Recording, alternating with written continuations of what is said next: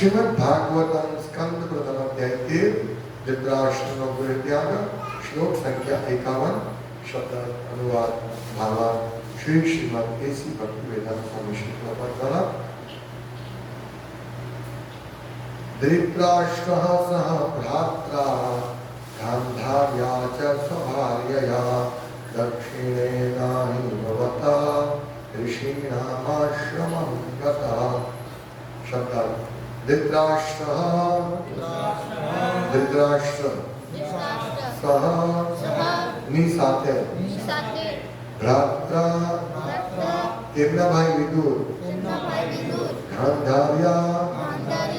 ગાંધારી પણ ચ અને સ્વભાર્યયા તેમની પોતાની પત્ની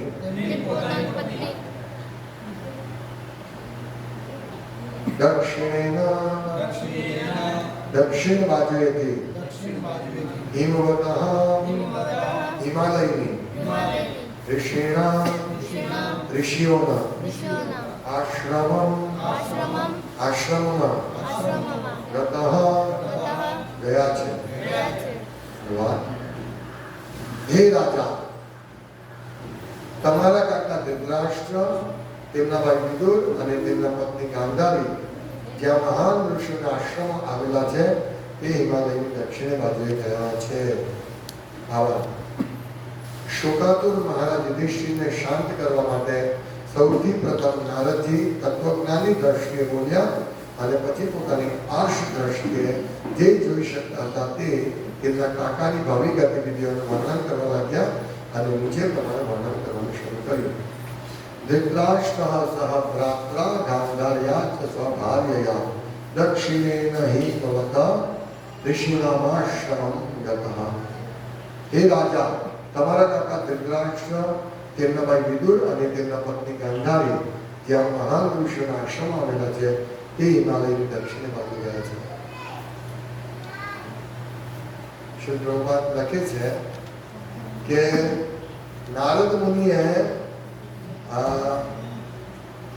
જે યુધિષ્ઠિરમાં શોકાતુર હતા તેને પહેલા નારદ મુનિએ તત્વજ્ઞાન આપ્યું, જે આપણે ગઈકાલે પણ વર્ણન કરી ચૂક્યા। તત્વજ્ઞાની દ્રષ્ટિએ બોલ્યા અને પછી એમને સમાચાર આપ્યા। એટલે તત્વજ્ઞાન આપણે જેનું બહુ મહત્વનું છે। ફિલોસોફી, સિદ્ધાંત સમજીએ તો વાસ્તવિક આપણું કલ્યાણ થઈને આપણે સેન્ટિમેન્ટલ ભક્તિના ઉપર શુદ્ધ ભક્તિ નિયામક સિદ્ધાંતોના આધારે થતી ભક્તિથી આપણે પ્રેમ ભાવ ભક્તિ અને પછી પ્રેમ ભક્તિ, રાગાનુગા ભક્તિ, ભાવ ભક્તિ અને પ્રેમ ભક્તિ આમાં આપણે જઈ શકીએ છીએ। જો સિદ્ધાંત કાચો હોય, સિદ્ધાંત આપણે નહીં સમજીએ તો આપણે પ્રેમ ભક્તિ સુધી નહીં પહોંચી શકીએ। જે કૃષ્ણ પ્રેમ જે આપણો અભિષ્ટ છે, જે આપણે ઈચ્છીએ છીએ, આપણે બોલીએ છીએ भौतिक विषय पे आसक्ति नहीं रखना। भगवान नाम, पवित्र भगवान नाम की महिमा श्रवण करने के बाद भी भौतिक आसक्ति बनाए रखना, तो ये आसक्ति कैसे तोड़ना है वो फिलोसॉफी से टूटती है।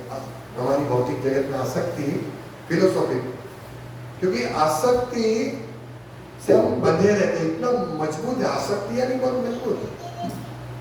हमें कोई चीज खाने की आसक्ति है, कोई अच्छा लगता है तो जब वो बनाते हैं तो हमारा मन उसी में रहता है, आज मैं ये खाऊंगा, मैं ये खाऊंगा, ये खाऊंगा, इसको बोलते हैं आसक्ति।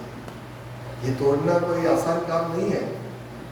इसी प्रकार महाराज युधिष्ठिर को आसक्ति हो गई थी, इसमें काका काकियों में।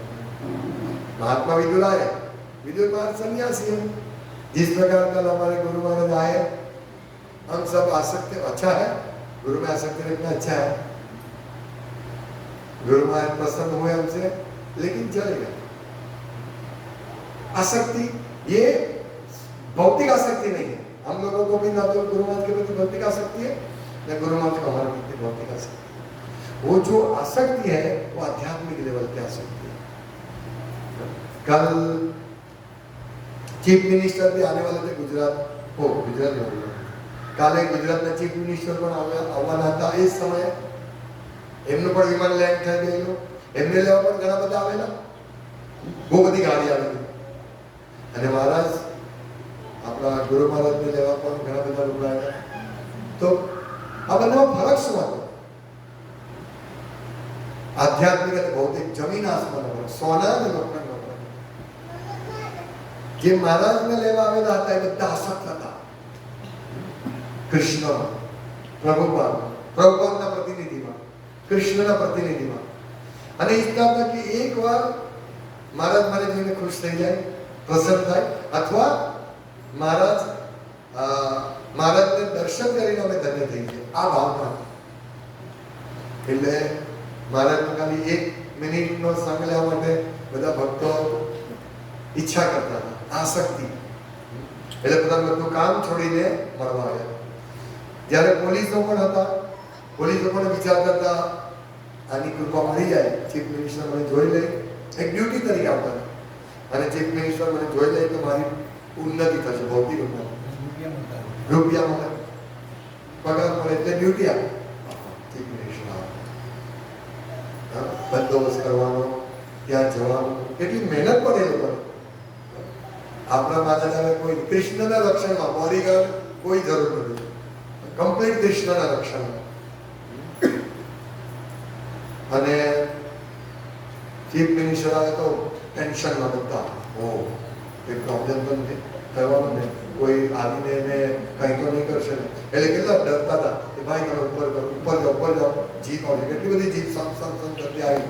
અને મારની સિક્યુરિટી કોઈ નહીં, ભગવાન કૃષ્ણ. જ્યારે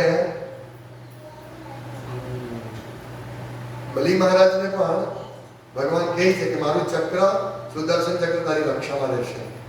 એ જ રીતે બીજો ભગવાન રક્ષામાં કોને આપે છે? કોને સુદર્શન ચક્ર આપે છે?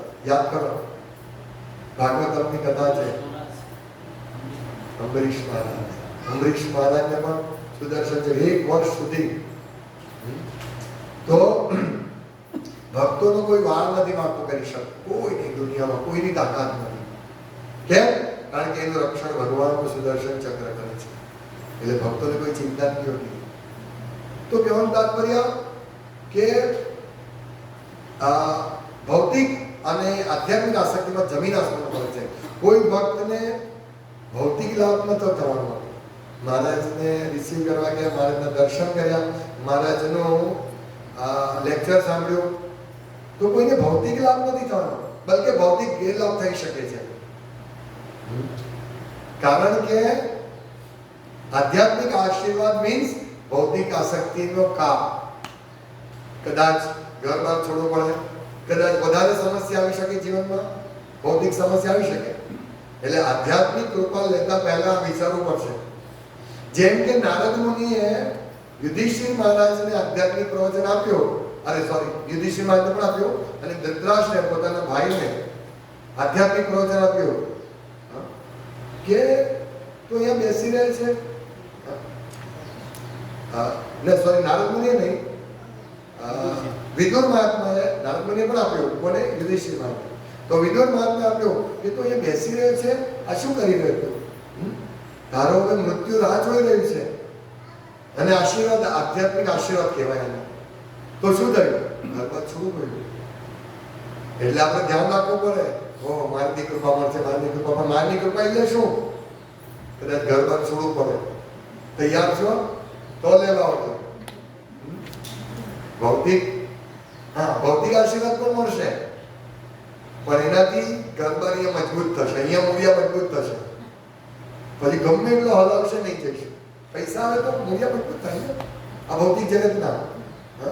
પણ જો આધ્યાત્મિક ભૌતિક કૃપા મળે તો ભૌતિક જગતમાં મૂલ્ય મજબૂત થાય, અને આધ્યાત્મિક કૃપા મળે તો આપણા આધ્યાત્મિક જગતમાં આપણા મૂલ્યાઓ ઊભા થાય. આ મહત્વનું છે. અને આપણે રોજ બોલીએ છીએ ને कृष्ण प्रेम, भक्तों को इसलिए सावधान पूर्वक जप करना चाहिए ताकि श्री कृष्ण के चरण कमलों में प्रेम शीघ्रातिशीघ्र प्राप्त. तो આ બંને કૃપા સમજી છે. આધ્યાત્મિક કૃપા શું છે ને ભૌતિક કૃપા શું છે? તો તો ફિલોસોફીથી આપણે સેન્ટિમેન્ટલ લેવલથી ઉપર ઉઠીએ. નહીં તો આપણે શું છે, ફિલોસોફી નહીં સમજીએ, ઓ મહારાજ મારાને આશીર્વાદ મળશે, હા મારી કૃપા દ્રષ્ટિ મળશે. જે હું ઘણી વાર કહું છું કે ઘણા બધા ભક્તો કહે છે, પ્રભુ અમારી ગાડી અમારું ઘર ભગવાનની કૃપાથી મળ્યું. નહીં, ગાડી અને ઘર ભગવાનની કૃપાથી નથી મળે, માયાની કૃપાથી મળે છે. ભગવાન પણ આપે છે, પણ ક્યારે કે જ્યારે આપણે સંપૂર્ણથી ભગવાનની સેવામાં લાગીએ. ભગવાન, જો કોઈ વ્યક્તિ ભગવાનને પણ પોતાની જાતને છેતરવા માંગતા હોય, પણ ભક્ત હોય, ભક્તિ સારી કરતા હોય ને, તો ભગવાન એમ નહીં આપશે. અને આપશે તો પણ જોશે કે એ ઘર અને ગાડીથી એ ભક્તની ભક્તિ શિથિલ નહીં થવી જોઈએ.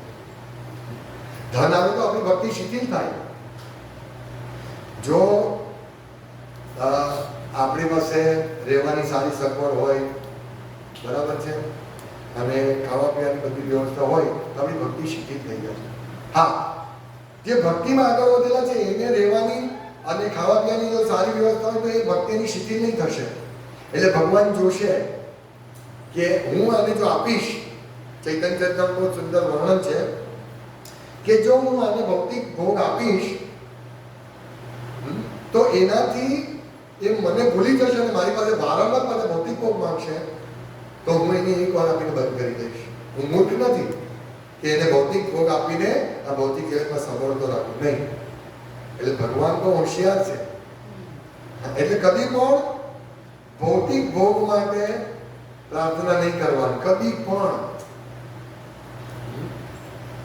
કારણ કે એનાથી ભગવાન નારાજ થશે કે આને ભક્તિ નથી જોઈતી, હું નથી જોઈતું, મારી માયા જોઈ, માયામાં રહેવું છે.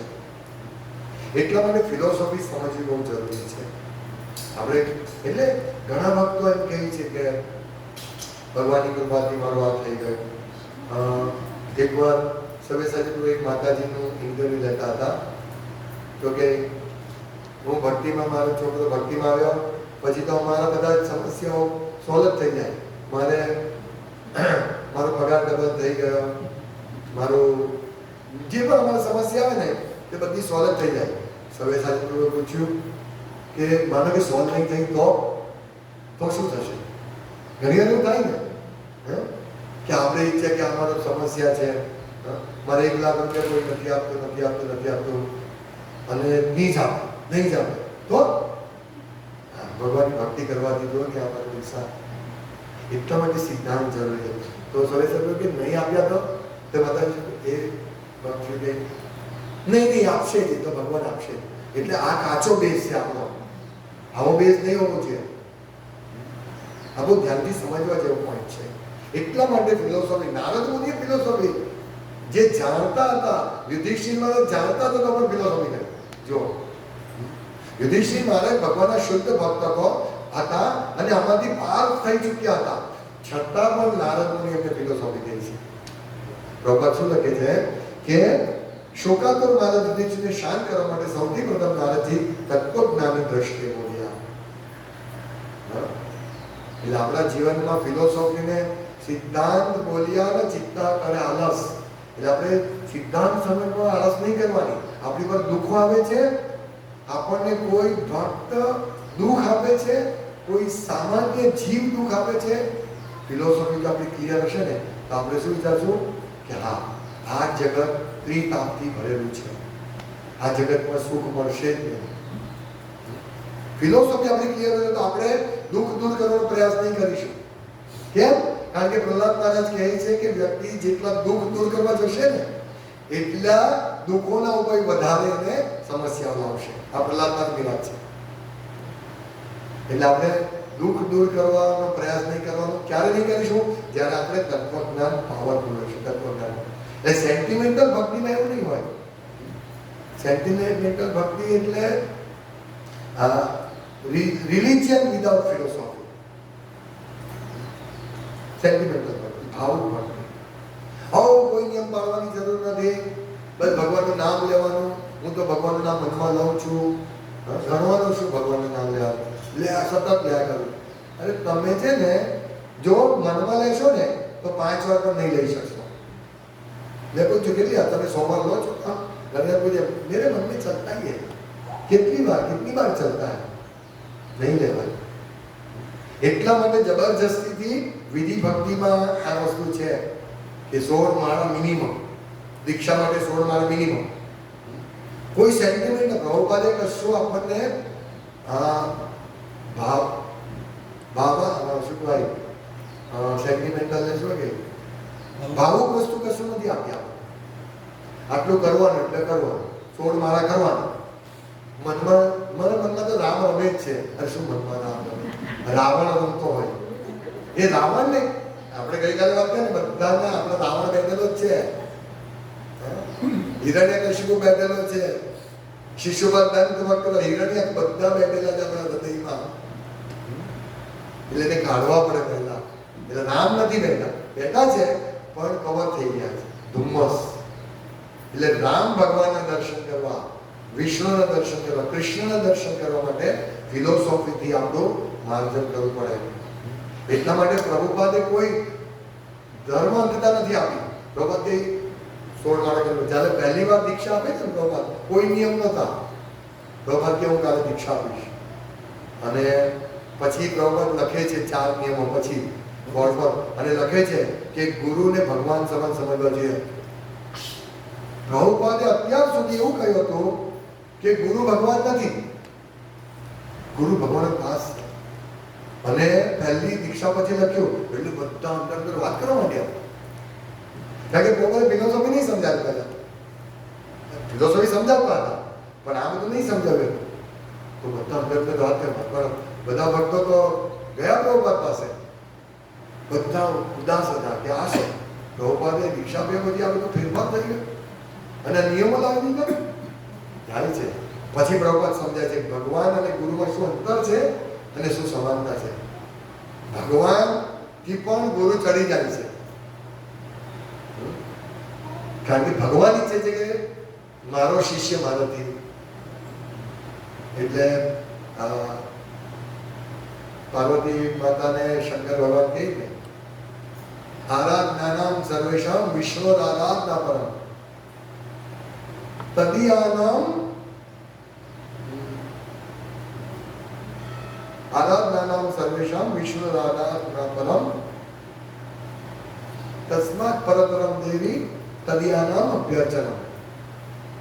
વિષ્ણુ આરાધના બધા દેવતામાં સર્વશ્રેષ્ઠ છે અને વિષ્ણુ આરાધનાથી પણ શું છે એમના ભક્તો તદીયાનામ, એમના ભક્તોની પણ આરાધના વિષ્ણુ આરાધનાથી ચડી જાય છે. આ ફિલોસોફી સમજવાની છે. નહીં તો ઘણી વાર પ્રભુ ગુરુ મહારાજને કોની મારી સામે જોઈ મારી વાત કરો ગુરુ મહારાજને ઘણી કહે છે, પણ ગુરુ મહારાજને બધી ઇન્ફોર્મેશન હૃદયમાં મળે છે. આપણી બધી ઇન્ફોર્મેશન મળે છે. આપણે કઈ કહેવાની જરૂર નથી ગુરુને, કોઈ જ કહેવાની જરૂર. હમણાં આવેલા તો મેં ઓળખાણ કરાવી, હું બોલતો હતો મહાચાર્ય યસ, મેં કીધું યસ વ્યાસ પૂજામાં જે સેવા હોય તે મારે પૂજા સામે ભરતચંદ્ર માટે બુક્સનું ગોડાઉન, એટલે મહારાજને ખબર છે એવું નથી, બધી ખબર હોય. અને માનો કે શિષ્ય વિશે મહારાજને નહીં પણ ખબર હોય ને તો જેટલો લાભ ગુરુ મહારાજના સંગમાં જે ભક્ત રહે છે તેને મળશે, એટલો જ લાભ જે દૂર રહીને સેવા કરીને પણ મળશે. આ ફિલોસોફી સમજવાની છે. નહીં તો આપણે શું કહીએ નહીં હું તો ગુરુ મહારાજ સાથે રહીશ, પાછળ કિચનમાં સેવા છે હું નહીં જઈશ. આ ફિલોસોફી તત્વજ્ઞાન સમજાવવું જરૂરી છે.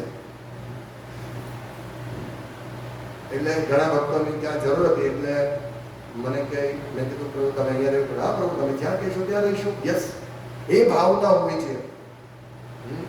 કારણ કે જે એનો મતલબ એમ કે એરપોર્ટ પર નહીં જવું છે, ગુરુના દર્શન નહીં કરવા છે, નહીં, ગુરુના દર્શન પણ એટલા જ જરૂરી છે. પણ સિદ્ધાંત તત્વજ્ઞાન શું સમજવાનું છે કે ગુરુની સેવા, ગુરુના આદેશ, ગુરુના દર્શન બધું એક લેવલ પર છે, આધ્યાત્મિક વસ્તુ. તો આ ફરક છે. હવે સીએમ આવ્યા, ચીફ મિનિસ્ટર, તો બધા કોણ મોટો હાર પહેરાવે એટલે પેલો નોટ કરાવે અને મોટો હાર પહેરાવે. કોણ દાન આપે એ નોટ કરાવે દાન આપે. પણ તમે જોયું મહારાજ બધાનું દાન લેતા હતા, કોઈને ખબર નથી કે કોઈ 500 આપે તો 5000 આપે, લીધું. કારણ કે આ બધી વસ્તુ ભગવાન નોટ કરે, જ્યારે 500 આપ્યા ત્યારે 5000 આપ્યા. ગુરુની જરૂર નથી, કારણ કે ગુરુના પૈસા કૃષ્ણની સેવામાં જ જવાના છે. આ ફિલોસોફી છે. તો સીએમ ની નજર પડી જશે જો એની સામે હું રહીશ, સીએમ સાહેબ ઓકે ઓકે ચલો ભાઈ અમે આની ભરતી આની જમીન પાસ કરી. પણ એવું આધ્યાત્મિકતામાં એવું નથી. ગુરુ મહારાજ ધ્યાન રાખજો મારું, જરૂર નથી આ કહેવાનું. આ ફિલોસોફી સમજવાની. એટલે નારદ મુનિ પહેલા ફિલોસોફી સમજાવે છે. જીવનમાં બહુ બધા ભક્તો, હવે શું છે, અમે તો જ્યારે શરૂઆતમાં તો અમે ગુરુ મહારાજ સાથે બેસીને કલાકો કલાક 1 મહિનો અહીંયા રોકાયા હતા. ત્યારે તો બધા ભક્તો નતા. હા, ત્યારે કુકિંગ કરવા માટે અમે ઘરેથી બનાવીને લઈ જતા હતા વાસણમાં. તો મેં શ્યામ સુંદર કહ્યું, બધા ભક્તો કે ના આમાંથી નહીં આવશે. તો મેં શ્યામ સુંદર કહ્યું, જો આવો મોકો જીવનમાં બીજી વાર નહીં આવશે. રોજ ઉત્સાહથી ગુરુ મહારાજ બનાવવાનો બનાવ્યો અને એ મોકો હવે નહીં આવશે. એટલે મારો પોઈન્ટ, હા પોઈન્ટ એ હતો કે ઘણી વાર અમે ગુરુ મહારાજે ઘણી વખત બેસે, ટ્રેનમાં જઈએ, સાથે રહીએ, એવો સમય અમે રહેતા. પણ બધા ભક્તોને એવો લાભ કદાચ નથી મળવાનો. બધા ભક્તોનો મહારાજ પર્સનલી નહીં ઓળખતા હશે, પણ બધા ભક્તો સાથે જોડાયેલા. ગુરુ મહારાજ પ્રવચનમાં કહે છે કે ગુરુ મહારાજ સાથે જ એક મહારાજ હતા તે સમયે તો બ્રહ્મચારીનું નામ એક સારી સેવા કરતા હતા. તો પ્રભુપાદ એમના સેવકને પૂછે છે, આનું નામ શું? 2 વાર પૂછે છે, આ કોણ છે? એમના શિષ્ય હતા, એમને દીક્ષા આપી પ્રભા વિષ્ણુ મહારાજ. એ જ્યારે પહેલા હતા લંડનમાં, 2 વાર પૂછે પ્રભુપાદ મહારાજ કે આ કોણ છે, આ નામ શું? પ્રભુપાદે દીક્ષા આપી છતાં પણ. એટલે એવું નથી વિચારવું કે મહારાજ મારું નામ નહીં જાણશે તો મને કૃપા નહીં મળશે, મહારાજનો સંગત મને મળવો જોઈએ તો જ મારે કૃપા દે. ના, આપણા ગુરુ મહારાજ પરમ પૂજ્ય ભક્તિ વિકાસ મહારાજ પ્રભુપાદને પર્સનલી એક જ વાર મળ્યા, તે પણ બ્રાહ્મણ દીક્ષા વખતે. અને મહારાજ કહે છે કે એમાં પણ મેં ભૂલો કરેલી. કારણ કે મહારાજ પ્રભુપાદ કહે છે ગાયત્રી મંત્ર કરીને, તો મહારાજ કે લખે છે મહારાજ ગુરુ મહારાજ કે મને મારું સંસ્કૃત, મને મારું શુદ્ધ ઉચ્ચારણમાં બહુ ગર્વ હતો. એટલે હું એ મહારાજ કહે કે મને એવું કે હું પ્રભુપાદને ઇમ્પ્રેસ કરીશ.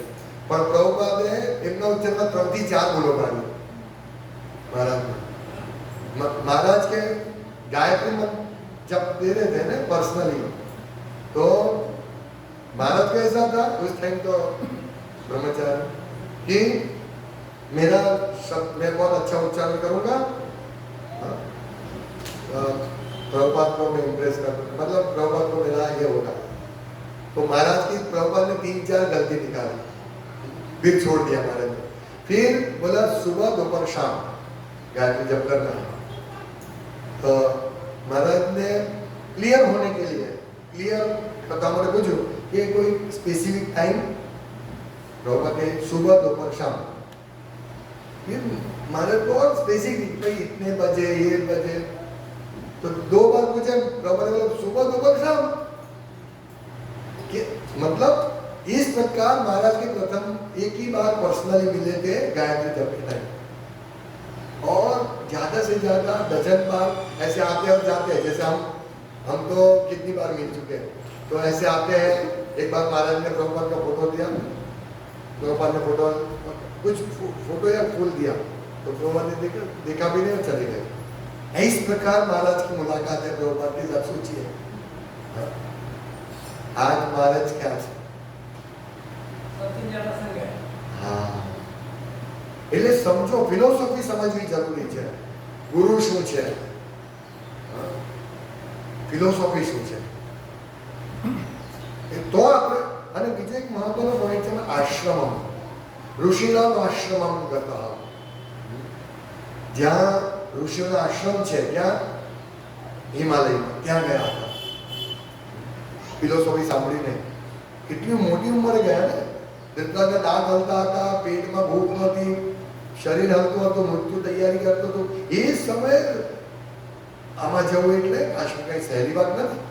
કાશ્મીરમાં જવું આપણે યુવાનીમાં હું લગભગ 30-35 વર્ષે અમે ગયા હતા મહાપુરુષ સાથે, એટલી ઉંમરમાં. બીજી વાર નથી આવતા. ઠંડી એટલે કેટલી ઠંડી, જોબ નહીં થઈ કે તમારાથી. શું સવારે 9 વાગે ગરમ પાણી 25 રૂપિયાની ડોલ, એટલે ગરમ પાણી કેવું, અહીંયાનું સાદું પાણી, એ ગરમ પાણી ત્યાં. વિચારો એટલી ઠંડી, કોણ ત્યાં રહી શકે? એવી જગ્યાએ ધૃતરાષ્ટ્ર જાય છે. વિચાર કરો. તો ફિલોસોફી કેટલી પાવરફુલ છે કે વ્યક્તિ જીવનભર પાપ કર્મ કર્યા, ભક્તોના અપરાધ કર્યા, અને વિદુર મહાત્મા જેવા મહાત્માનો સંગ મળવાથી બધું છોડીને આટલી સખત તપ કરવા જાય છે.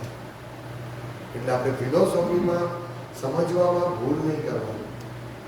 ઘણી વાર શું થાય, ફિલોસોફી આપણે કે આ મારા માટે નથી. આ તો જેમ કાલે આપણે કીધું ને કે હિરણ્ય અસુર, આસુરી વૃત્તિ. ક્યાં ગયું?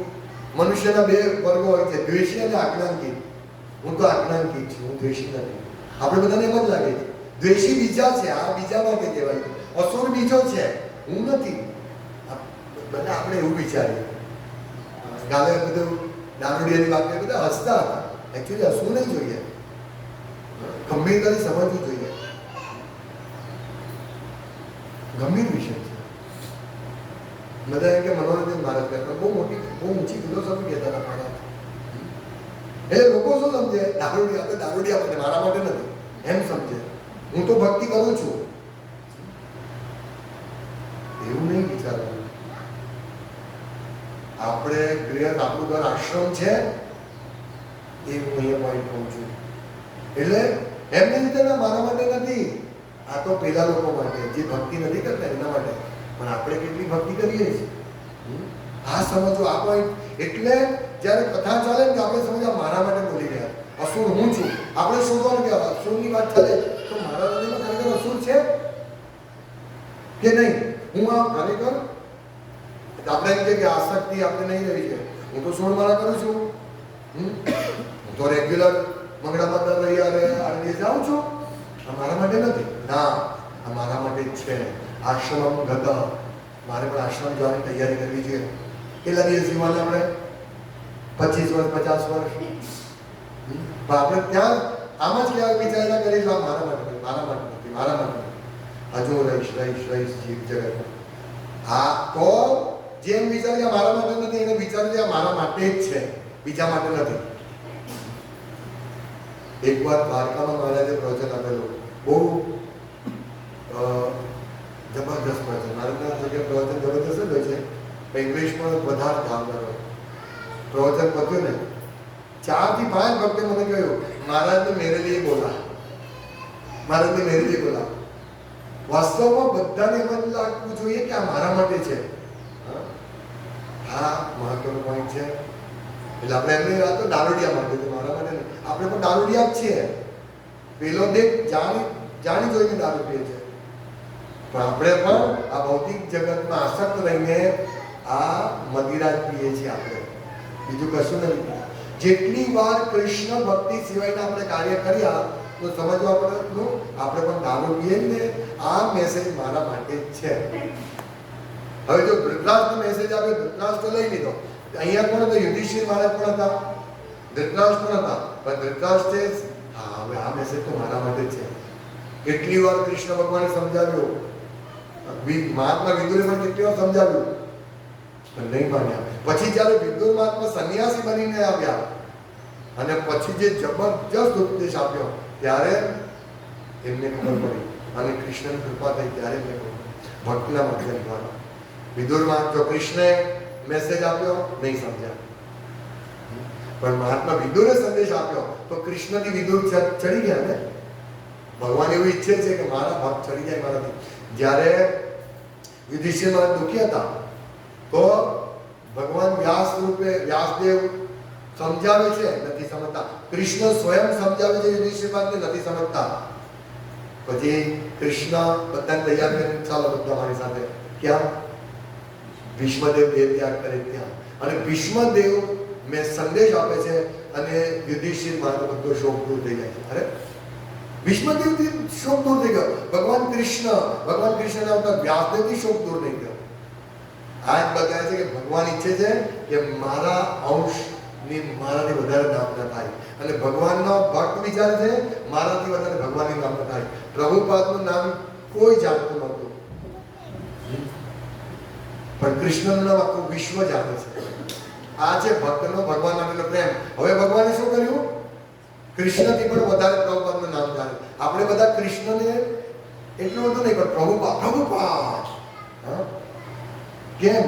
કૃષ્ણ ઈચ્છે છે કે મારા ભક્તનું નામ મારાથી વધારે, તમને મારા ભક્તમાં મારાથી વધારે આસક્તિ થવી છે. કેમ? કારણ કે પ્રભુપાદને તમને મને કોને દર્શન કરાવે છે? પ્રભુપાદને કેમ છોડી દો છો? એટલે પ્રભુપાદે જે ફિલોસોફી આપી એને છોડવાની નથી. પ્રભુપાદને મિનિમાઇઝ નથી કરવાના, નહીં તો ભગવાન નારાજ થશે. પ્રભુપાદે કહ્યું છે પણ પ્રભુપાદે 50 વર્ષ પહેલા કહ્યું નહીં. આ કહેવાય પ્રભુપાદનો વિરોધ. પ્રભુપાદે જે કહ્યું છે શબ્દે શબ્દ આપણે એને સ્વીકારવું જોઈએ. હા, કોઈ નહીં સમજ પડે તો શુદ્ધ મતના માર્ગદર્શનથી સમજવી પડે પ્રભુપાદને. જેમ કે પ્રભુપાદે કહ્યું છે કે સ્ત્રી દીક્ષા દૂર નહીં બની શકે. ફિનિશ. જો આપણે એની ઉપર જઈએ તો આપણે પ્રભુપાદનો અપરાધ કરી ભગવાન પ્રસન્ન કદી નહીં થશે. આ સમજવા જેવું છે. એટલે એવું નહીં સમજવાનું. ઘણી વાર કે ગુરુ આદેશ આપશે તો જ હું કરીશ, તમારી વાત નહીં, તમે તમારી વાતો નહીં માનીશ. નહીં, ગુરુ ઈચ્છે છે કે હું બધાને પહોંચી વળીશ નહીં, એટલે મારા વરિષ્ઠ શિષ્યો જે આદેશ આપશે તેને મારા આદેશ સમજવાનો. એવું નહીં સમજવું કે મારાથી અભિન્ન ભિન્ન છે. આ સિદ્ધાંત સમજવાનું છે. સિદ્ધાંત હું સમજાવું છું. એનો અર્થ એવો નહીં કે તમે મારી પૂજા કરો. હું સિદ્ધાંત સમજાવું. સિદ્ધાંત સમજવું જરૂરી છે. એટલે આપણે પ્રભુપાદને વચન ગુરુ મુખ પદ્મ વાક્ય ચિત્તે તે કરી આજ્ઞા હાર ના કરીએ મને આશા. તો ગુરુની વાણી અને બપુ બંનેની સેવા મહત્વપૂર્ણ છે. પણ બપુની સેવા વધારે સમય નહીં રહેશે આપણી સાથે, વાણી સેવા વધારે સમય રહેશે. એટલે વાણી સાથે આપણે જોઈન્ટ રહેવાનું છે. નો ડાઉટ ગુરુમાં આવે સતત એમની સાથે રહેવું છે, એમની સેવા કરવી છે બધી રીતે. પણ ગુરુના આદેશની સેવા કરવી એ, કારણ કે એ ગુરુ નહીં હશે ત્યારે પણ એ રહેશે. તો આ છે ફિલોસોફીનું ઇમ્પોર્ટન્સ. આમાં એ પ્રભુપાદ બાબાને સમજાવે છે કે તત્વજ્ઞાન આપ્યું અને પછી એમની ગતિવિધિનું વર્ણન હવે કરશે કે ધૃતરાષ્ટ્ર ક્યાં ગયા, શું થયું, કેટલી પાવરફુલ આપણે સમજીશું. વર્ણન. હરે કૃષ્ણ. શ્રીમદ ભાગવતમ કી જય. શ્રીલ પ્રભુપાદ કી જય.